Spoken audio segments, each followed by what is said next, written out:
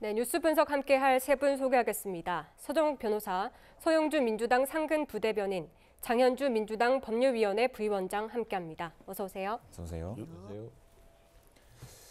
네, 이 방금 전에 리포트 보셨듯이 한동훈 장관 집 앞에 흉기와 토치가 발견됐다고 합니다. 그리고 어제 오후 경찰이 이 피의자, 이 사람을 직접 붙잡았다고 하는데요.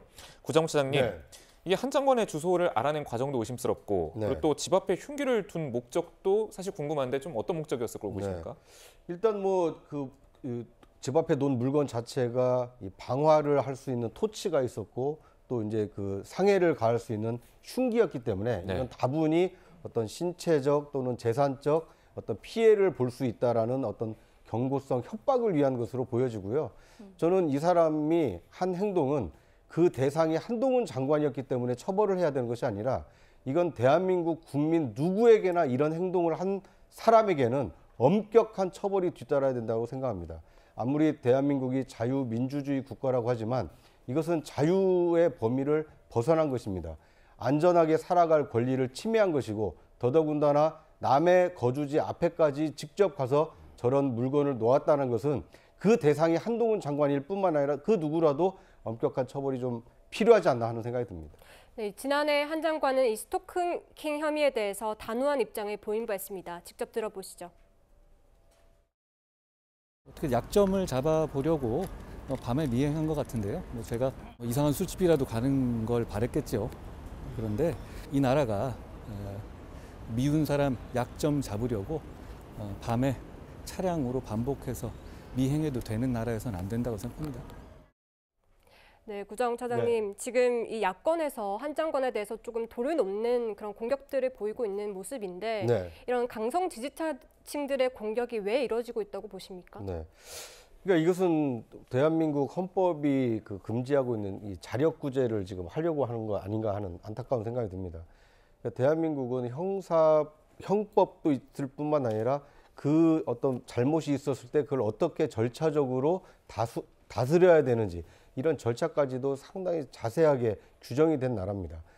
그렇기 때문에 성숙한 민주 시민이라면 아무리 자신의 어떤 이 불만족 또는 이 불편이 있다 하더라도 그것에 대해서 해결하는 다른 방법이 있거든요. 그런데 저렇게 자신이 좋아하지 않는다라는 이유만으로 특정인을 상대로 해서 저렇게 협박을 한다는 것은 우리 한 개인뿐만 아니라 대한민국 체제 자체에도 굉장히 심각한 위해가 될 수 있기 때문에 자제할 필요가 있고요. 저는 이번 기회에 저것이 꼭 한동훈 장관이라고 해서 뉴스가 되는 것이 아니라 상황을 바꿔서 만약 저것이 이재명 대표 앞에도 저런 물건이 있었다라고 생각을 하고 접근을 해야 됩니다. 이건 여야의 문제가 아닙니다. 왜 정치적인 어떤 이 찬반을 저렇게 이 감정적으로 또는 이 위해를 가하는 것을 이렇게 용인을 해야 됩니까? 저는 이번 기회에 꼭 한 장관을 보호하기 위해서가 아니라 공적인 일을 하는 사람이 사적인 감정으로 저렇게 피해를 보는 일이 없도록 막기 위해서라도 엄벌에 처할 필요가 있어 보이고요. 이번에 오히려 민주당이 한 장관을 위해서가 아니라 이런 일이 앞으로 없도록 법과 제도를 좀 강화하자, 오히려 전향적으로 접근을 한다면 오히려 지금 갈등과 분열이 극에 달해 있는 어떤 정치 지형을 바꾸는 좋은 계기가 되지 않을까 하는 생각이 듭니다.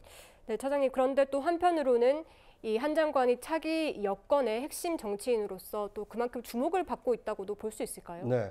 그러니까 이제 한동훈 장관은 그 국무위원입니다만 국무위원을 뛰어넘어서 정치권에 굉장히 좀 핫한 인물이 되어 있습니다. 여당 지지층에게는 여당 지지층의 목소리를 대변해주는 어떤 스피커로서 지금 인정을 받고 있고 반대로 그 현 정부를 반대하는 야당 지지층 입장에서는 이 자신들의 어떤 그 당대표를 직접적으로 어떤 겨냥하고 있는 검찰 수사를 지휘하고 있다. 이렇게 인식이 되면서 굉장히 한동훈 장관에 대해서 비토하고 거부하고 비판하는 성향이 굉장히 강합니다. 그러니까 여야 양쪽으로부터 굉장히 주목도가 높은 그 인물이다 보니까 한 장관의 일거수일투족에 대해서 굉장히 그 많은 어떤 반응들이 나오고 있는 상황입니다. 특히 이번 그 흉기 협박의 경우에도 여당 지지층의 경우에는 굉장히 한 장관을 보호해야 된다. 보호하기 위해서 어떤 뭐 경찰의 그 경호를 강화해야 된다. 이런 목소리를 내고 있고 반대로 야당 지지층에서는 뭐 그래도 당연할 만큼 굉장히 한 장관이 좀 미운털이 박혀 있다. 이렇게 비판하시는 분들도 있는데 공과 사는 좀 구분할 필요가 있다고 보여집니다. 사적인 감정은 좀 억누르시고 정당하게 한 장관이 국무위원으로서 잘하고 있는지 잘못하고 있는지 그런 점을 구체적으로 지적하면서 비판할 것은 비판하고 잘하고 있는 것은 칭찬하고 오히려 이번 기회에 좀 성숙한 정치 문화를 바로잡는 계기로 삼으면 어떨까 이런 생각이 좀 듭니다. 네, 현재 경기도 구리시와 국회 앞에서 이제 한동훈 장관의 그 비방하는 현수막이 좀 걸려서 좀 논란이 되고 있죠.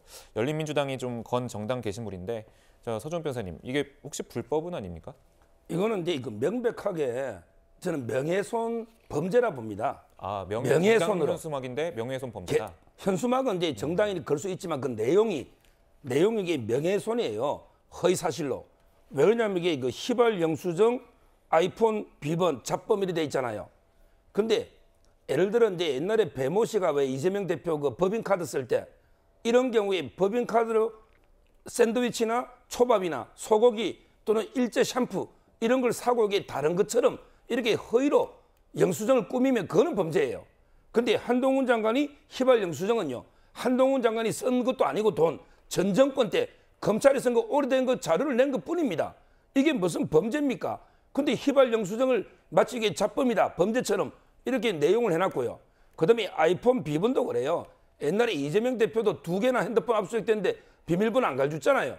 근데 한동훈 장관은 왜 안 가르쳐주냐? 그는 이제 그때 모 기자 핸드폰을 압수수색하면서 그게 다 내용이 나왔기 때문에 불필요한 별것 수사기 때문에 됐던 거죠. 따라서 이게 전혀 저는 이제 가짜를 가지고 잡범 이거는 이게 완전히 명예훼손이 아닌가 이렇게 봅니다.